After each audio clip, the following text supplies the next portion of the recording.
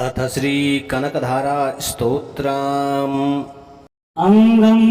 हरेः पुलकभूषणमाश्रयन्ते भृङ्गाङ्गनेव मुकुलाभरणं तमालम् अङ्गे कृताखिलविभूतिर्पाङ्गलीला माङ्गल्यदास्तु मम मङ्गलदेवताया मुक्ता मुहुर्विदरते वदने मुरारे प्रेमात्रपाप्रणिहितानि गतागतानि मालाधृसोर्मधुकरे महोत्पलेया सा मे श्रियं दिशतु सागरसम्भवाया विश्वामरेन्द्र पदवे भ्रमदान दक्षा मानदेतुरधिकं मुर्वेद्विषोऽपि ईशान निषेदतु मयि क्षणमीक्षणार्धा मिन्दे वरोदर सहोदर मिन्दिराया आमीलिताक्षमधिगम्य मुदा मुकुन्दं मानदकदमनिमेषमनङ्गतन्त्रम् आकेकरस्ततकनीलिकपक्ष्मनेत्रं भूत्यै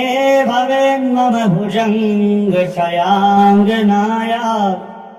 पहवान्तरे मधुजता श्रुतकौस्तुभेया हारावलेव हरनीलमये विभाति कामप्रदा भगवतोऽपि कटाक्षमाला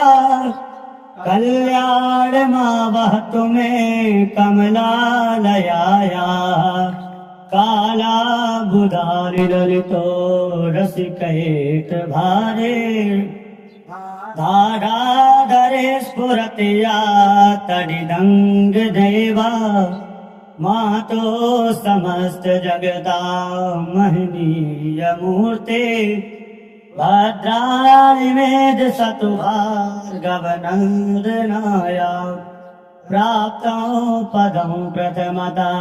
खलु यत्प्रभावान्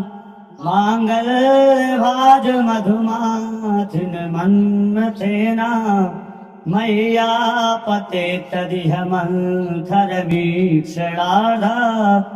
मन्दारसञ्चमकरालय कन्यकाया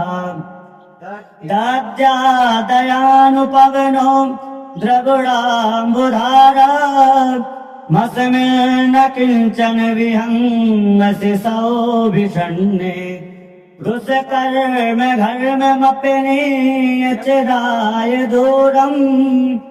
नारायण प्रणयिनी नयनाम्बुवाः इष्टा विशिष्टमतयोऽपि यया दयाद्या दृष्ट्या त्रिवृष्टपपदं सुलभं लभन्ते दृष्टे प्रहष्टकमलोदरदीप्तिरिष्टाम् पुष्टिं कृशिष्ट मम पुष्करवेष्टिदाया गिर्देवतेति गरुडध्वज सुन्दरीति शाकम्भरेति शशिशेखरवल्लभेति दृष्टे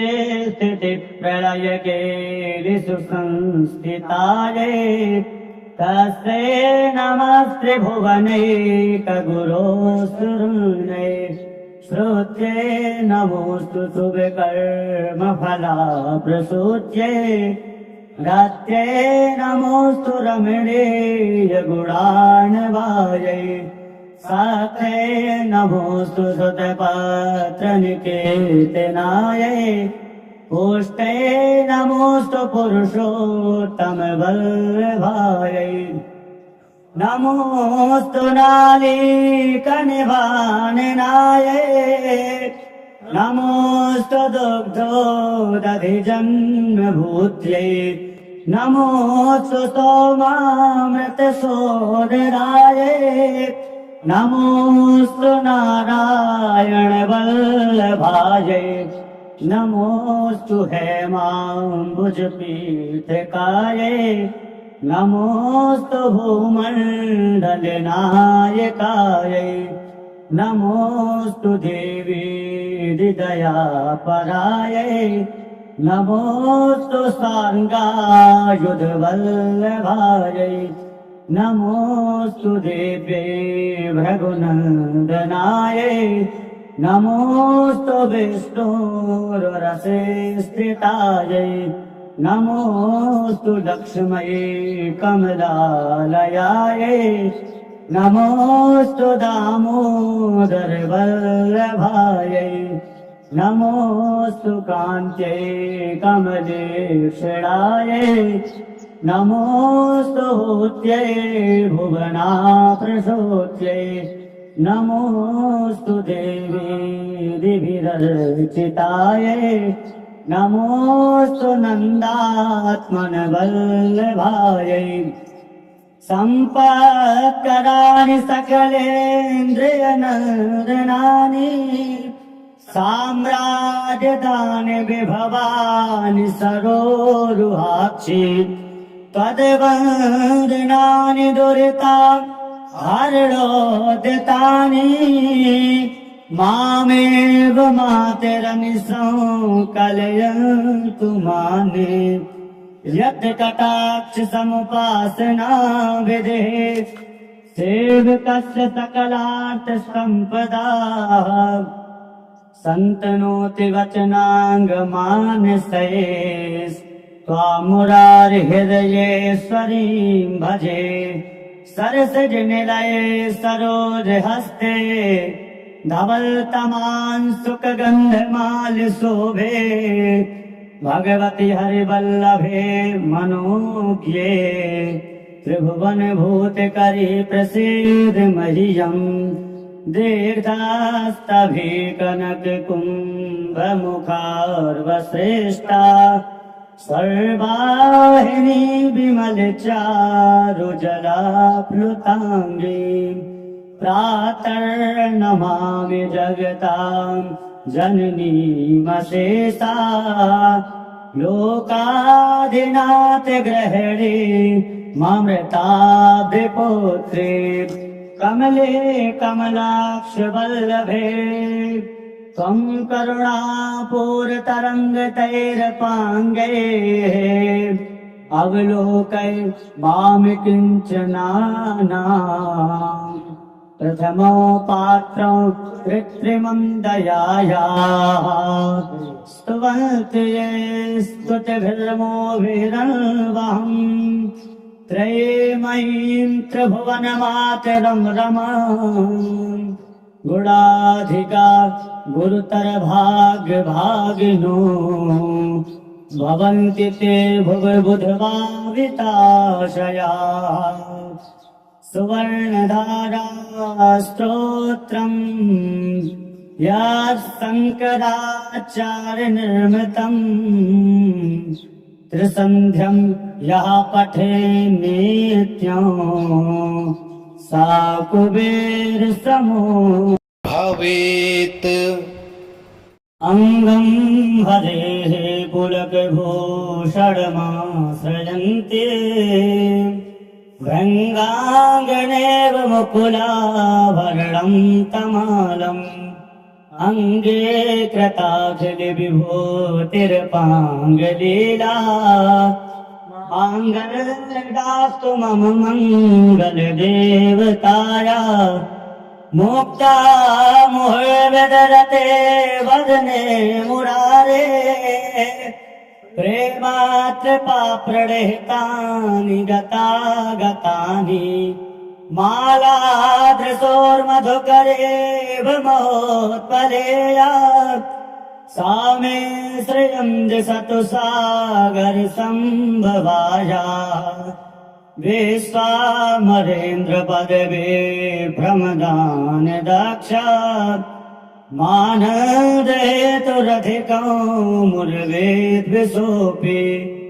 ईशान निषेधतु मयि क्षणमीक्षणार्धा मिन्देवरोदर सहोदर मिन्दिराया आमीलिताक्षमधिगम्य मुदा मुकुन्दं मानदकदमनिमेषमनङ्गतन्त्रम् आके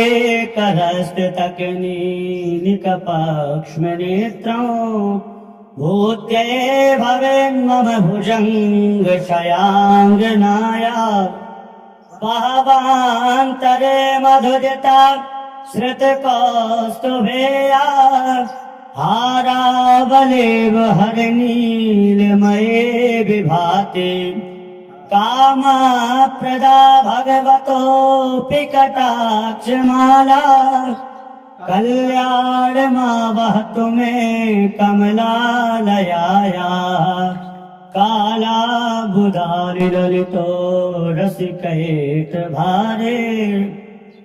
धाराधरे स्फुरति या तडिदङ्गदेवा मातो समस्त जगदा महनीयमूर्ते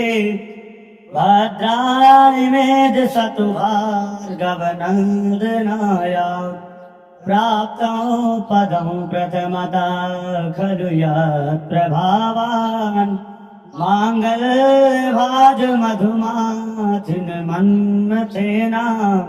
मय्यापते तदिह मन्थरवीक्षणार्धा मन्दारसञ्चमकरालय कन्यकाया दद्यादयानुपवनो द्रगुडाम्बुधारा मस्मिन् न किञ्चन विहङ्गसि सौभिषण्णे दुष्कर्म घर्ममपि नियचिराय दूरम् नारायण प्रणयिनी नयनाम्बुवाः इष्टा विशिष्टमतयोऽपि यया दयाद्या दृष्ट्या त्रिवृष्टपपदं सुलभं लभन्ते दृष्टे प्रहस्तकमलोदरदीप्तिरिष्टाम् पुष्टिं कृशिष्टमम पुष्करविष्टिदाया गिर्देवते गरुडध्वज सुन्दरीति शाकम्भरेति शशिशेखरवल्लभेति पृष्ठे स्थितिप्रलयकेलिषु संस्थितायै तस्यै नमस्त्रिभुवनैकगुरोऽसुरनै श्रुत्यै नमोऽस्तु शुभकर्मफलाप्रसूत्यै रात्र्यै नमोऽस्तु रमणीयगुणार्णवायै सात्यै नमोऽस्तु सुतपात्रनिकेतनायै पुष्टै नमोऽस्तु पुरुषोत्तमवल्लभायै नमोऽस्तु नालीकनिभाननायै नमोऽस्तु दुग्धोदधिजन्मभूत्यै नमोऽस्तु सोमामृतसोदरायै नमोऽस्तु नारायणवल्लभायै नमोऽस्तु हेमाम्बुजपीठकायै नमोऽस्तु भूमण्डलनायकायै नमोऽस्तु देवी हृदयापरायै नमोऽस्तु साङ्गायुधवल्लभायै नमोऽस्तु देव्यै भृगुनन्दनायै नमोऽस्तु विष्णुरसे स्थितायै नमोऽस्तु लक्ष्म्यै कमलालयायै नमोऽस्तु दामोदरवल्लभायै नमोऽस्तु कान्त्यै कमलेक्षणायै नमोऽस्तु हूत्यै भुवनाप्रसूत्यै नमोऽस्तु देवी दिभिरर्चितायै नमोऽस्तु नन्दात्मनवल्लभायै सम्पत्कराणि सकलेन्द्रियनन्दनानि साम्राज्यदानि विभवानि सरोरुहाक्षि त्वद्वन्दनानि दुरिता हरणोदितानि मामेव मातरनिसं कलयन्तु माने यत् कटाक्ष समुपासना विदेः सेवकस्य सकलार्थ संपदा सन्तनोति वचनाङ्गमानसे त्वामुरारिहृदयेश्वरीं भजे सरसजनिलये सरोजहस्ते धवलतमान् सुखगन्धमाल्यशोभे भगवति हरिवल्लभे मनोज्ञे त्रिभुवनभूतकरी प्रसीद मह्यम् दीर्घास्तभि कनककुम्भमुखार्वश्रेष्ठा सर्वाहिनी विमलचारुजलाप्लुताङ्गी प्रातर्नमामि जगतां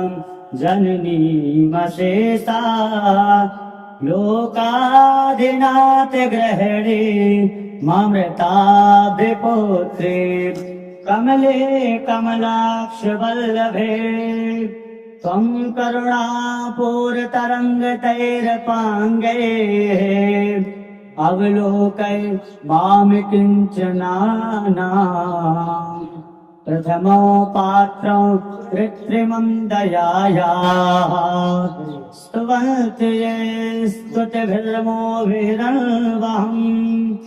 त्रयीमयीं त्रिभुवनमातरं रमाम् गुणाधिका गुरुतरभाग्यभागिनो भवन्ति ते भुवबुधभाविताशयाः सुवर्णधारा स्तोत्रम् यत्सङ्कराचार्यनिर्मितम् त्रिसन्ध्यं यः पठे नित्यं सा कुबेरसमो भवेत्। अङ्गं हरेः पुलकभूषणमाश्रयन्ते भृङ्गाङ्गनेव मुकुलाभरणं तमालम् अङ्गे कृताखिलविभूतिर्पाङ्गलीला माङ्गल्यदास्तु मम मङ्गलदेवताया मुक्ता मुहुर्विदरते वदने मुरारे प्रेमात्रपाप्रणिहितानि गतागतानि मालाधृसोर्मधुकरेव महोत्पलेया सा मे श्रियं दिशतु सागरसम्भवाया विश्वामरेन्द्रपदवे भ्रमदान दाक्षा मानदेतुरधिकं मुर्वेद्विषोऽपि ईशान निषेदतु मयि क्षणमीक्षणाधा मिन्दे वरोदर सहोदर मिन्दिराया आमीलिताक्षमधिगम्य मुदा मुकुन्दं मानदकदमनिमेषमनङ्गतन्त्रम् आकेकरस्ततकनीलिकपक्ष्मनेत्रं भूत्यै भवेन्मम भुजङ्गशयाङ्गनाया भावान्तरे मधुजता श्रुतकौस्तुभेया हारावलेव हरनीलमये विभाति कामप्रदा भगवतोऽपि कटाक्षमाला कल्याणमावहतु मे कमलालयाया कालाबुधारिललितो रसिकैकभारे धाराधरे स्फुरति या तडिदङ्गदेवा मातो समस्त जगता महनीय मूर्ते भद्राणि मेध सतु भार्गवनन्दनाय प्राप्तो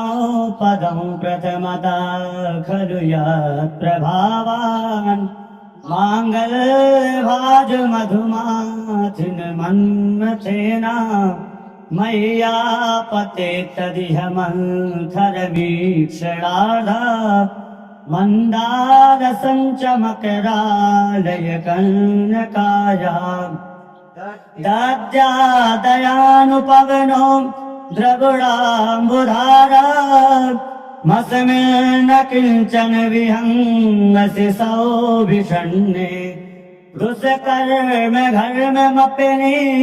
चिराय दूरम् नारायण प्रणयिनी नयनाम्बुवाः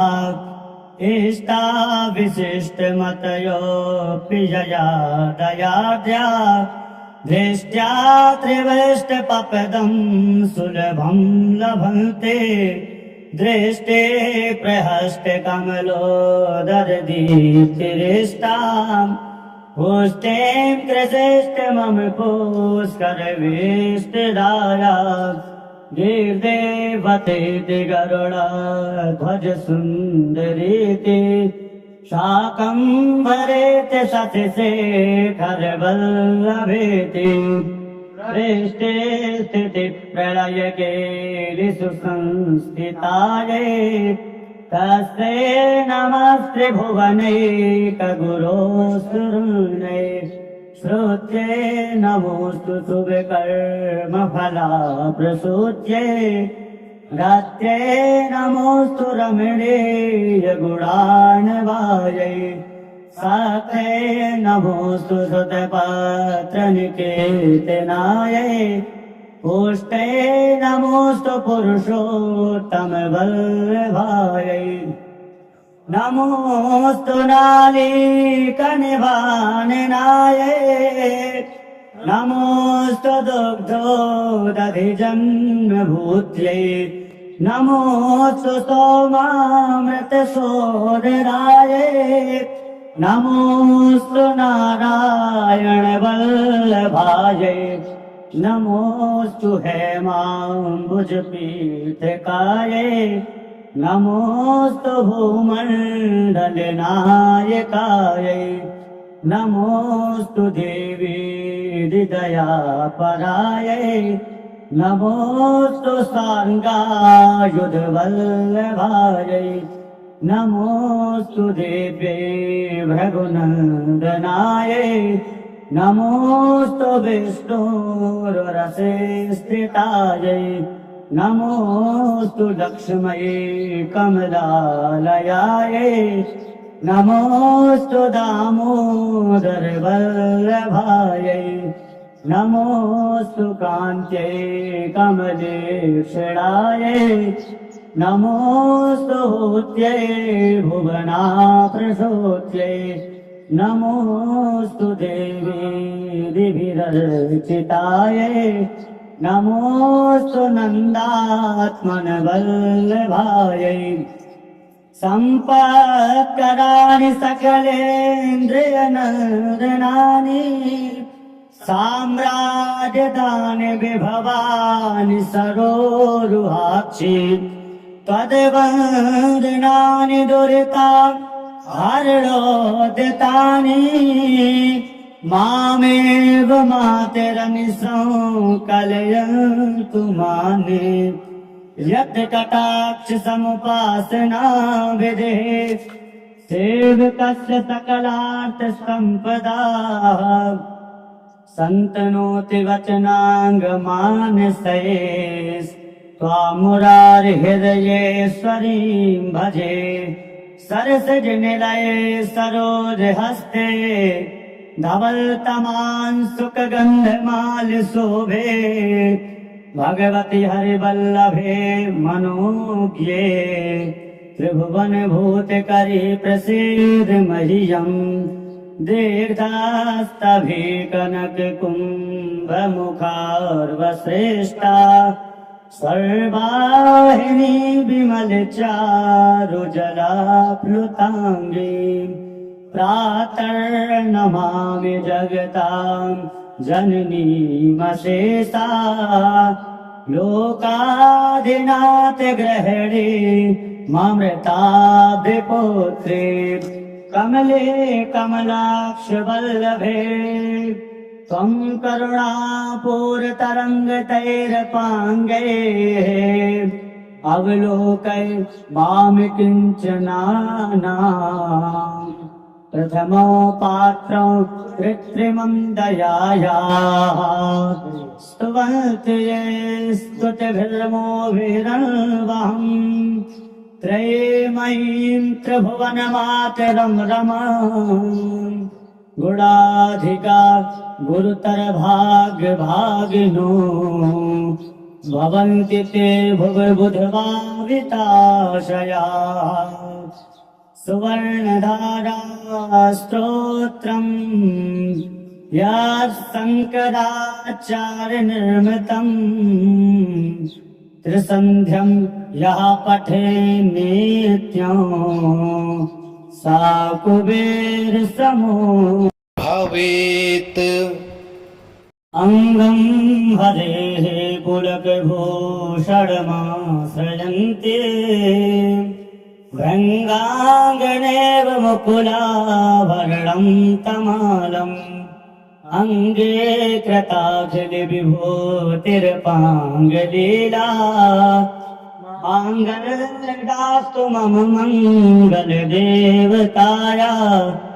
मुक्ता मुहुर्विदरते वदने मुरारे प्रेमात्रपाप्रणिहितानि गतागतानि मालाधृसोर्मधुकरे भमोत्पलेया सा मे श्रियं दिशतु सागरसम्भवाया विश्वामरेन्द्रपदवे भ्रमदान दक्षा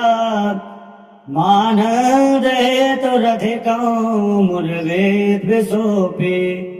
ईशान निषेधतु मयि क्षणमीक्षणार्धा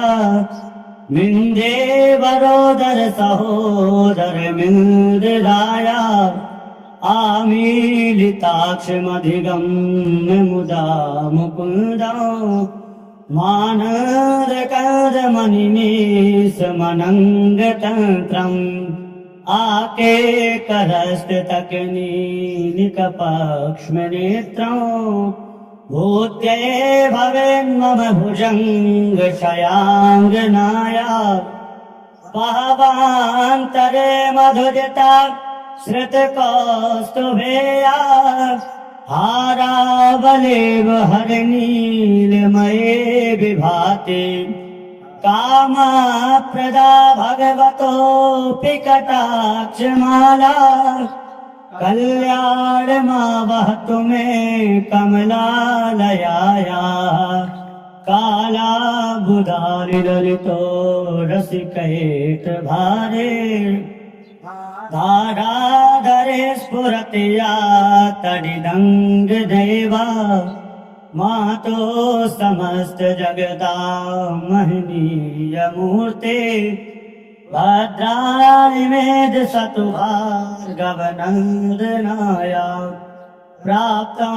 पदं प्रथमता खलु यत्प्रभावान् माङ्गल्यभाज मधुमाथिन मन्मथेना मय्यापते तदिह मन्थरवीक्षणार्धा मन्दारसञ्चमकरालय कन्यकाया दद्यादयानुपवनो द्रगुडाम्बुधारा मस्मिन् न किञ्चन विहङ्गसि सौभिषण्णे दुष्कर्म घर्ममपि नियचिराय दूरम् नारायण प्रणयिनी नयनाम्बुवाः इष्टा विशिष्टमतयोऽपि यया दयाद्या दृष्ट्या त्रिवृष्टपपदं सुलभं लभन्ते दृष्टे प्रहष्टकमलोदरदीप्तिरिष्टाम् पुष्टिं कृशिष्टमम पुष्करविष्टिदाया गिर्देवतेति गरुडध्वज सुन्दरीति शाकम्भरेति शशिशेखरवल्लभेति पृष्ठे स्थितिप्रलयकेलिषु संस्थितायै तस्मै नमस्त्रिभुवनैकगुरोऽसुरनै श्रुत्यै नमोऽस्तु शुभकर्मफलाप्रसूत्यै रत्यै नमोऽस्तु रमणीयगुणार्णवायै सात्यै नमोऽस्तु सुतपात्रनिकेतनायै पुष्टै नमोऽस्तु पुरुषोत्तमवल्लभायै नमोऽस्तु नालीकनिवाननायै नमोऽस्तु दुग्धोदधिजन्मभूत्यै नमोऽस्तु सोमामृतसोदरायै नमोऽस्तु नारायणवल्लभायै नमोऽस्तु हेमाम्बुजपीठकायै नमोऽस्तु भूमण्डलनायकायै नमोऽस्तु देवी हृदयापरायै नमोऽस्तु साङ्गायुधवल्लभायै नमोऽस्तु देव्यै भृगुनन्दनायै नमोऽस्तु विष्णुरसे स्थितायै नमोऽस्तु लक्ष्म्यै कमलालयायै नमोऽस्तु दामोदरवल्लभायै नमोऽस्तु कान्त्यै कमलेक्षणायै नमोऽस्तु हूत्यै भुवनाप्रसूत्यै नमोऽस्तु देवी दिभिरर्चितायै नमोऽस्तु नन्दात्मनवल्लभायै सम्पत्कराणि सकलेन्द्रियनन्दनानि साम्राज्यदानि विभवानि सरोरुहाक्षि त्वद्वन्दनानि दुरिता हरणोदितानि मामेव मातरनिशं कलयन्तु माने यत् कटाक्ष समुपासना विदेः सेवकस्य सकलार्थ संपदा सन्तनोति वचनाङ्गमानसये त्वामुरारिहृदयेश्वरीं भजे सरसजनिलये सरोजहस्ते धवलतमान् सुखगन्धमाल्यशोभे भगवति हरिवल्लभे मनोज्ञे त्रिभुवनभूतकरी प्रसीद मह्यम् दीर्घास्तभीकनककुम्भमुखार्वश्रेष्ठा सर्वाहिनी विमलचारुजलाप्लुताङ्गी प्रातर्नमामि जगतां जननीमशेषा लोकाधिनाथग्रहणे ममृताब्धिपुत्रे कमले कमलाक्षवल्लभे त्वं करुणापूरतरङ्गतैरपाङ्गैः अवलोकय मां किञ्चनानाम् प्रथमो पात्रं कृत्रिमं दयायाः स्तुवन्ति ये स्तुतिभिर्मोभिरन्वहम् त्रयीमयीं त्रिभुवनमातरं रमाम् गुणाधिका गुरुतरभाग्यभागिनो भवन्ति ते भुवबुधभाविताशयाः सुवर्णधारा स्तोत्रम् यत्सङ्कराचार्यनिर्मितम् त्रिसन्ध्यं यः पठे नित्यं सा कुबेरसमो भवेत् अङ्गं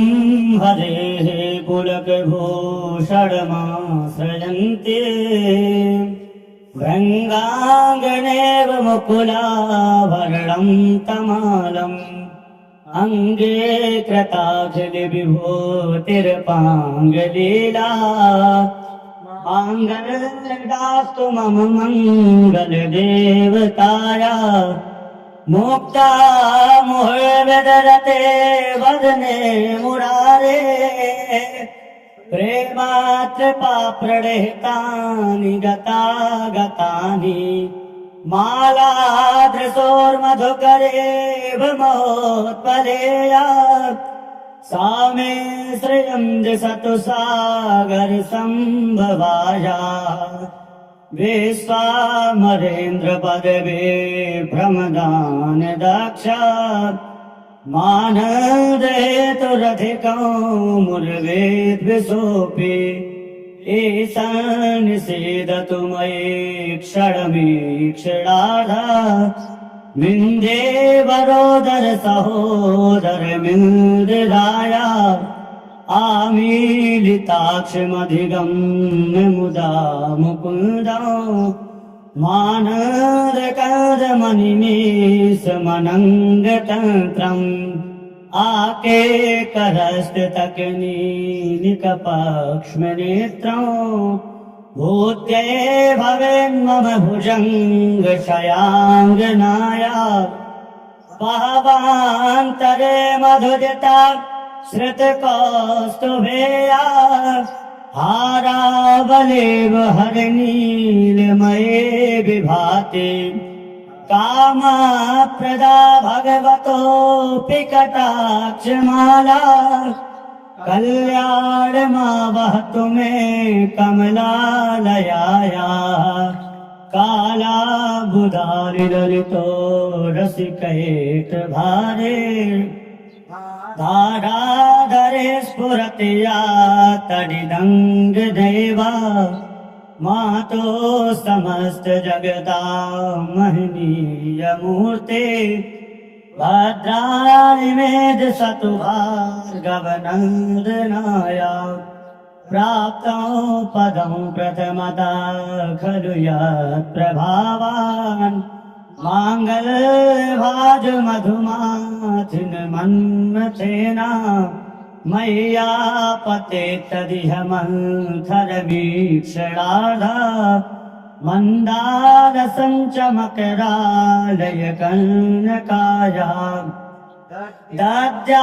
दद्यादयानुपवनो द्रगुडाम्बुधारा मस्मिन् न किञ्चन विहङ्गसि सौभिषण्णे दुष्कर्म घर्ममपि नियचिराय दूरम् नारायण प्रणयिनी नयनाम्बुवाः इष्टाविशिष्टमतयोऽपि यया दयाद्या दृष्ट्या त्रिवृष्टपपदं सुलभं लभन्ते दृष्टे प्रहष्टकमलोदरदीप्तिरिष्टाम् पुष्टिं कृशिष्ट मम पुष्करविष्टिदाया गिर्देवते गरुडध्वज सुन्दरीति शाकम्भरेति शशिशेखरवल्लभेति पृष्ठे स्थितिप्रलयकेलिषु संस्थितायै तस्यै नमस्त्रिभुवनैकगुरोऽसुरनै श्रुत्यै नमोऽस्तु शुभकर्मफलाप्रसूत्यै रात्र्यै नमोऽस्तु रमणीयगुणार्णवायै सात्यै नमोऽस्तु सुतपात्रनिकेतनायै पुष्टै नमोऽस्तु पुरुषोत्तमवल्लभायै नमोऽस्तु नालीकनिभाननाये नमोऽस्तु दुग्धोदधिजन्मभूत्यै नमोऽस्तु सोमामृतसोदराये नमोऽस्तु नारायणवल्लभायै नमोऽस्तु हेमाम्बुजपीठकायै नमोऽस्तु भूमण्डलनायकायै नमोऽस्तु देवी हृदयापरायै नमोऽस्तु साङ्गायुधवल्लभायै नमोऽस्तु देव्यै भृगुनन्दनायै नमोऽस्तु विष्णुरसे स्थितायै नमोऽस्तु लक्ष्म्यै कमलालयायै नमोऽस्तु दामोदरवल्लभायै नमोऽस्तु कान्त्यै कमलेक्षणायै नमोऽस्तु भूत्यै भुवनाप्रसूत्यै नमोऽस्तु देवी दिभिरर्चितायै नमोऽस्तु नन्दात्मनवल्लभायै सम्पत्कराणि सकलेन्द्रियनन्दनानि साम्राज्यदानि विभवानि सरोरुहाक्षि त्वद्वन्दनानि दुरिता हरणोदितानि मामेव मातरनिशं कलयन्तु माने यत् कटाक्ष समुपासना विदेः सेवकस्य सकलार्थ सम्पदा सन्तनोति वचनाङ्गमानसये त्वामुरारिहृदयेश्वरीं भजे सरसजनिलये सरोजहस्ते धवलतमान् सुखगन्धमालशोभे भगवति हरिवल्लभे मनोज्ञे त्रिभुवनभूतकरी प्रसीद मह्यम् दीर्घास्तभीकनककुम्भमुखार्वश्रेष्ठा सर्वाहिनी विमलचारुजलाप्लुताङ्गी प्रातर्नमामि जगतां जननीमशेषा लोकाधिनाथ ग्रहणे ममृताभिपुत्रे कमले कमलाक्ष वल्लभे त्वं करुणापूरतरङ्गतैरपाङ्गैः अवलोकय मां किञ्चनानाम् प्रथमो पात्रं कृत्रिमं दयायाः स्तुवन्ति ये स्तुतिभिर्मोभिरन्वहम् त्रयीमयीं त्रिभुवनमातरं रमाम् गुणाधिका गुरुतरभाग्यभागिनो भवन्ति ते भुवबुधभाविताशयाः सुवर्णधारा स्तोत्रम् यत्सङ्कराचार्यनिर्मितम् त्रिसन्ध्यं यः पठे नित्यं सा कुबेरसमो भवेत् अङ्गं हरेः पुलकभूषणमाश्रयन्ति भृङ्गाङ्गनेव मुकुलाभरणं तमालम् अङ्गे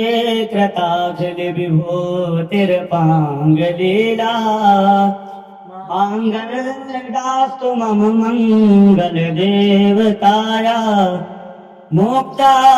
मुहुर्विदरते वदने मुरारे प्रेमात्रपाप्रणिहितानि गतागतानि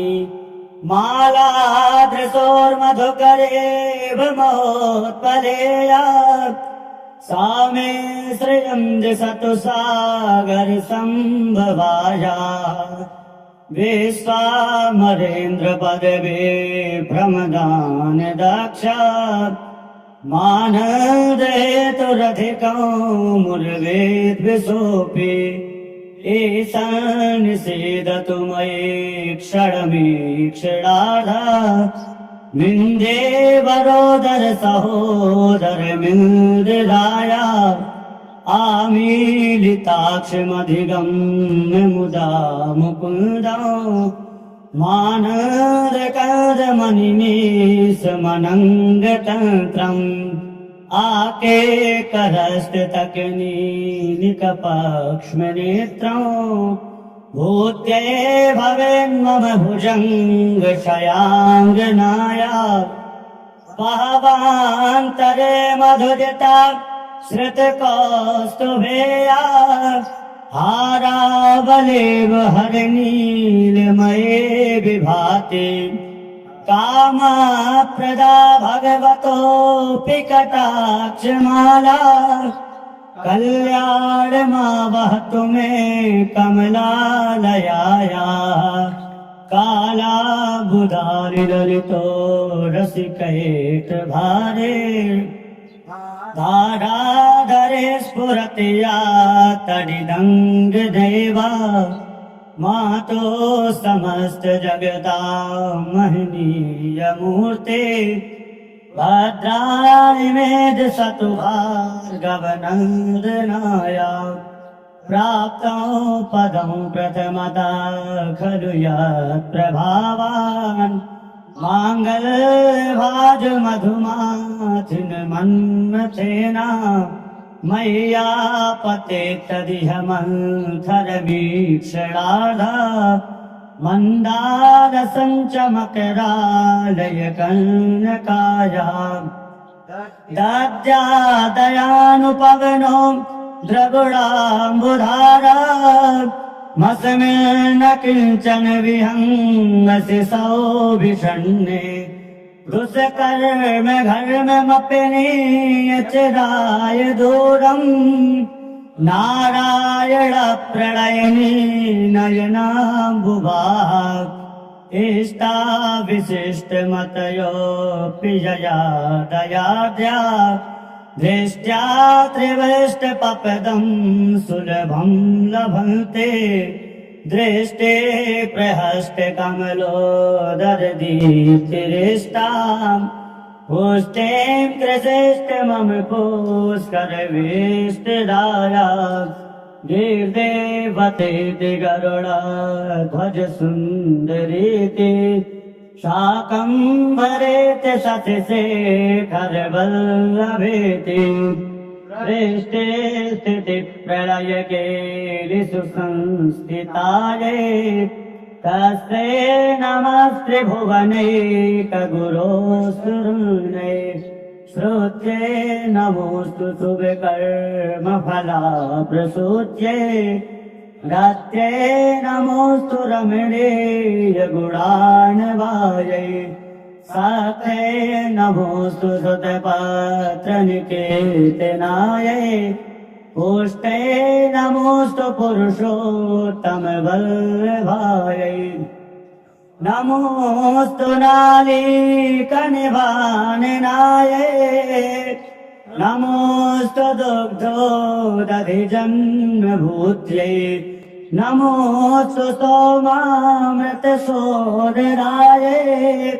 नमोऽस्तु नारायणवल्लभायै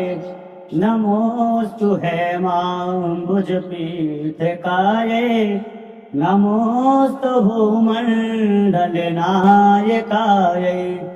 नमोऽस्तु देवी हृदयापरायै नमोऽस्तु साङ्गायुधवल्लभायै नमोऽस्तु देव्यै भृगुनन्दनायै नमोऽस्तु विष्णुरसे स्थितायै नमोऽस्तु लक्ष्म्यै कमलालयायै नमोऽस्तु दामोदरवल्लभायै नमोऽस्तु कान्त्यै कमलेक्षणायै नमोस्तुत्यै भुवनाप्रसूत्यै नमोस्तु देवी दिभिरर्चितायै नमोस्तु नन्दात्मनवल्लभायै सम्पत्कराणि सकलेन्द्रियनन्दनानि साम्राज्यदानि विभवानि सरोरुहाक्षि त्वद्वन्दनानि दुरिता हरणोदितानि मामेव मातरनिशं कलयन्तु माने यत् कटाक्ष समुपासना विदेः सेवकस्य सकलार्थ सम्पदा सन्तनोति वचनाङ्गमानसे त्वामुरारिहृदयेश्वरीं भजे सरसजनिलये सरोजहस्ते धवलतमान् सुखगन्धमाल्यशोभे भगवति हरिवल्लभे मनोज्ञे त्रिभुवनभूतकरी प्रसीद मह्यम् दीर्घास्तभीकनककुम्भमुखार्वश्रेष्ठा सर्वाहिनी विमलचारुजलाप्लुताङ्गी प्रातर्नमामि जगतां जननीमशेषा लोकाधिनाथगृहिणी ममृताभिपुत्री कमले कमलाक्षवल्लभे त्वं करुणापूरतरङ्गतैरपाङ्गैः अवलोकय मां किञ्चनानाम् प्रथमो पात्रं कृत्रिमं दयायाः स्तुवन्ति ये स्तुतिभिर्मोभिरन्वहम् त्रयीमयीं त्रिभुवनमातरं रमाम् गुणाधिका गुरुतरभाग्यभागिनो भवन्ति ते भुवबुधभाविताशयाः सुवर्णधारा स्तोत्रम् यत्सङ्कराचार्यनिर्मितम् त्रिसन्ध्यं यः पठे नित्यं सा कुबेरसमो भवेत् अङ्गं हरेः पुलकभूषणमाश्रयन्ते भृङ्गाङ्गनेव मुकुलाभरणं तमालम् अङ्गे कृताखिलविभूतिर्पाङ्गलीला माङ्गल्यदास्तु मम मङ्गलदेवताया मुक्ता मुहुर्विदरते वदने मुरारे प्रेमात्रपाप्रणिहितानि गतागतानि मालाधृशोर्मधुकरेव महोत्पलेया सा मे श्रियं दिशतु सागरसम्भवाया विश्वामरेन्द्रपदवे भ्रमदान दक्षा मानदेतुरधिकं मुर्वेद्विषोऽपि ईशान निषेदतु मयि क्षणमीक्षणार्धा मिन्दे वरोदर सहोदर मिन्दिराया आमीलिताक्षमधिगम्य मुदा मुकुन्दं मानदकदमनिमेषमनङ्गतन्त्रम् आकेकरस्ततकनीलिकपक्ष्मनेत्रम् भूत्यै भवेन्मम भुजङ्गशयाङ्गनाया भावान्तरे मधुजता श्रुतकौस्तुभेया हारावलेव हरनीलमये विभाति कामप्रदा भगवतोऽपि कटाक्षमाला कल्याणमावह तुम्हें कमलालयाया कालाबुधारिललितो रसिकैट भारे धाराधरे स्फुरतिया तडिदंग देवा मातो समस्त जगता महनीय मूर्ते भद्राणि मेध सतुभार्गवनन्दनाया प्राप्तो पदं प्रथमता खलु यत्प्रभावान् माङ्गल्यभाज मधुमाथिन मन्मथेना मय्यापते तदिह मन्थरवीक्षणार्धा मन्दारसञ्चमकरालय कन्यकाया दद्यादयानुपवनो द्रगुणाम्बुधारा मस्मिन् न किञ्चन विहङ्गसि सौभिषण्णे दुष्कर्म घर्ममपनीय चिराय दूरम् नारायण प्रणयिनी नयनाम्बुवाक् इष्टा विशिष्टमतयोऽपि यया दयाद्या दृष्ट्या त्रिवृष्टपपदं सुलभं लभन्ते दृष्टे प्रहष्टकमलोदरदीप्तिरिष्टाम् पुष्टिं कृशिष्टमम पुष्करविष्टिदाया गिर्देवतेति गरुडध्वज सुन्दरीति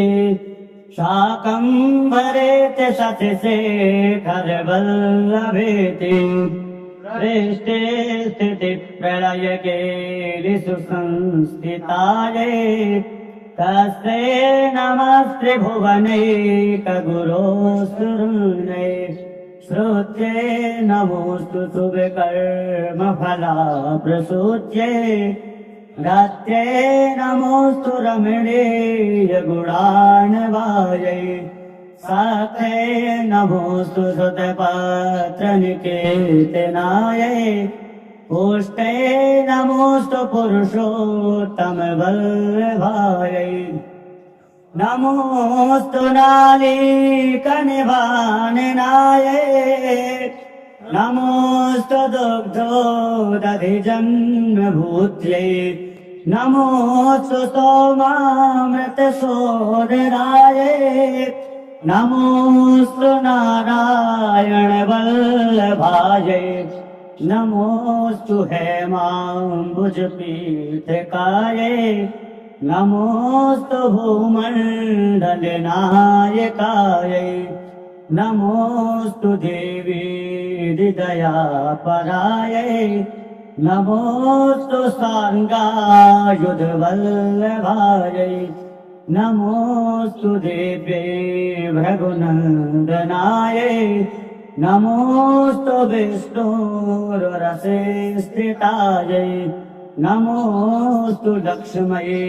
कमलालयायै नमोऽस्तु दामोदरवल्लभायै नमोऽस्तु कान्त्यै कमलेक्षणायै नमोऽस्तु हूत्यै भुवनाप्रसूत्यै नमोऽस्तु देवी दिभिरर्चितायै नमोऽस्तु नन्दात्मनवल्लभायै सम्पत्कराणि सकलेन्द्रियनन्दनानि साम्राज्यदानि विभवानि सरोरुहाक्षि त्वद्वन्दनानि दुरिता हरणोदितानि मामेव मातरनिशं कलयन्तु माने यत् कटाक्ष समुपासना विधिः सेवकस्य सकलार्थ सम्पदा सन्तनोति वचनाङ्गमानसये त्वामुरारिहृदयेश्वरीं भजे सरसजनिलये सरोजहस्ते धवलतमान् सुखगन्धमाल शोभे भगवति हरिवल्लभे मनोज्ञे त्रिभुवन भूतकरी प्रसीद मह्यम् दीर्घास्तभि कनक कुम्भ मुखार्वश्रेष्ठा सर्वाहिनी विमल चारुजला प्लुतांगी प्रातर्नमामि जगतां जननीमशेषा लोकाधिनाथ ग्रहणे ममृताभिपुत्रे कमले कमलाक्ष वल्लभे त्वं करुणापूरतरङ्गतैरपाङ्गैः अवलोकय मां किञ्चनानाम् प्रथमो पात्रं कृत्रिमं दयायाः स्तुवन्ति ये स्तुतिभिर्मोभिरन्वहम् त्रयीमयीं त्रिभुवनमातरं रमाम् गुणाधिका गुरुतर भाग्यभागिनो भवन्ति ते भुवबुधभाविताशया सुवर्णधारा स्तोत्रम् यत्सङ्कराचार्य निर्मितम् त्रिसन्ध्यं यः पठे नित्यं सा कुबेर समो भवेत्